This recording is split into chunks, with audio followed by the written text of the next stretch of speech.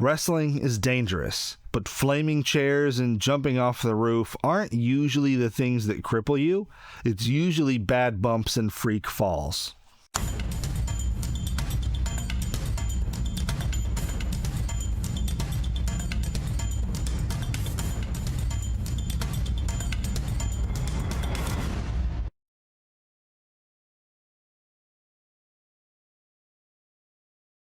The most important thing in backyard wrestling is being safe, protecting yourself, and protecting your opponent.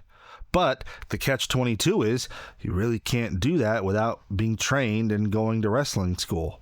So when we were backyard wrestling, how did we know what to do? How did we know how to be as safe as possible? How did we figure out how to do the things?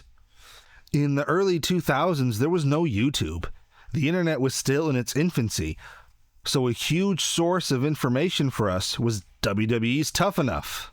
Taking bumps, tucking your chin, all that came from Tough Enough. There were other one-off wrestling specials that dove into training, but Tough Enough was the most prolific by far. I also came across this DVD called Ultimate Pro Wrestling Training, which featured stars from Rick Bassman's UPW in Southern California. This is basically a wrestling school on DVD. Step by step, how to do all the things. I can't tell you how invaluable this was. For most of us, wrestling school was out of reach for a multitude of reasons, so this was a way to get past that barrier of entry and get access to valuable information. A lot of it was also just common sense and trial and error. We would try stuff and see what works and what doesn't and adjust accordingly. Man, Po, you better catch me, man. You better catch me, Po. Why don't you flip them all the way? You have to flip all the way. I'm just look like I'm baptizing them. We used to have this phrase, "Let me borrow your body for a minute," whenever we were trying out moves or spots.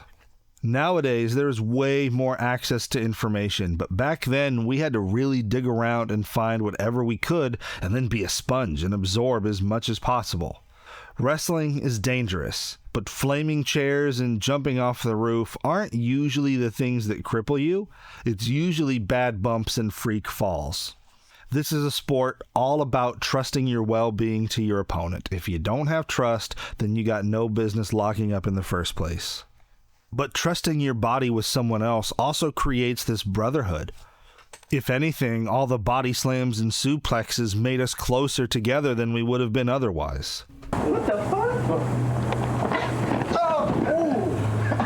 I got hella deodorant in my mouth. Make it fresh. Wrestling is supposed to be fun, so for us, it was a balancing act of always making sure that whatever risks we took were worth the reward. This ain't just for me. I know everybody wouldn't do this to you. All you gotta do is stand right here. It's gonna be a four-way blue.